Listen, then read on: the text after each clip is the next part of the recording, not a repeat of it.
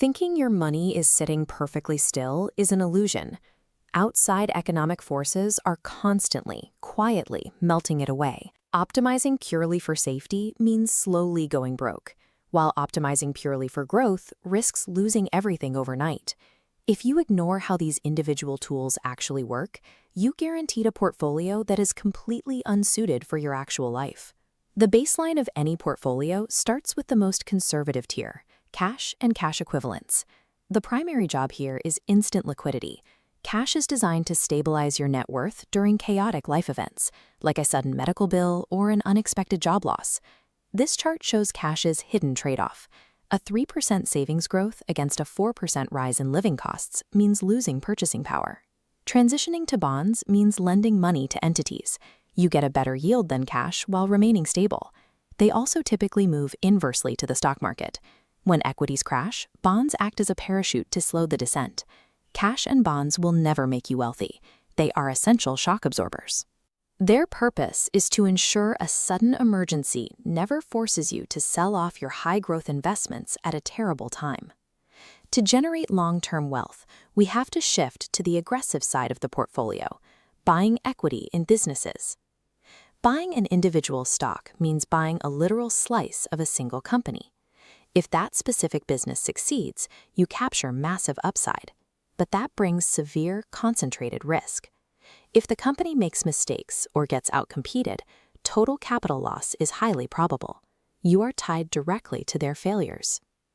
Index funds pool hundreds of companies together, smoothing erratic spikes into a steady upward trend. The trade-off is requiring a 5-year time horizon and the discipline to not sell during severe temporary market drawdowns. Compared to tracking single companies, index funds require almost zero daily management. The heavy lifting is done for you.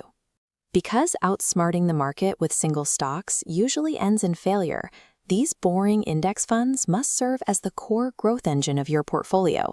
Consistency over decades beats trying to predict tomorrow's winner. Beyond stocks and bonds, there are tangible assets that exist entirely outside of Wall Street's digital ecosystems. Direct real estate ownership offers dual benefits. You collect monthly passive income from renters while capturing long-term property appreciation. The friction, however, is massive. Physical property is highly illiquid, requires significant upfront capital, and comes with high-stress tenant management. A decision tree outlines a compromise. REITs offer market exposure without maintenance, swapping direct ownership friction for liquidity. Meanwhile, this graph shows gold's behavior. Notice it produces zero cash flow, dividends, or earnings. Gold's only job is to serve as a defensive insurance policy. It is designed to hold its value when global markets panic. Physical assets should rarely be your primary wealth creators. They are hired strictly to diversify risk, requiring you to carefully weigh the intense physical labor of property against the zero-yield reality of precious metals. That brings us to the final, most extreme edge of the risk spectrum, where the potential for generational wealth meets the very real threat of total ruin. Cryptocurrency offers asymmetric upside powered by decentralized technology, but it comes paired with stomach-churning daily volatility. This specific asset class swings so violently and rapidly that it will absolutely test your deepest emotional limits. Private equity involves investing in pre-IPO companies. You get access to massive early-stage growth, but it requires total illiquidity lockups that can last for years. Both of these assets carry the highest probability of completely destroying your initial investment. Because of extreme volatility and liquidity traps, these wildcard tools should only be funded with small amounts of capital you are entirely prepared to lose. They can never serve as the foundation of your financial future. Copying a billionaire's portfolio or a trending internet thread is useless because their timelines do not match yours. This matrix outlines 3 distinct investor profiles to help you identify exactly which tools belong in your current mix. The foundation builder is for beginners.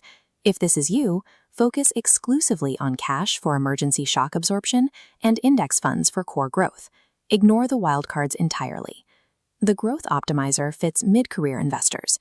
You maintain an index fund core, but can safely add moderate friction through real estate and highly capped allocations to crypto. The preservationist is for those nearing retirement. Here, you must shift aggressively back to bonds and gold to protect the wealth you've already built from sudden market crashes. As you move between these life stages, the emotional and time costs you can afford to spend on your investments will dictate how your portfolio must adapt. The worst financial mistake is holding an asset blindly. True financial peace comes from explicitly knowing what job you hired each dollar to do, accepting the necessary trade-offs, and letting the tools do their work.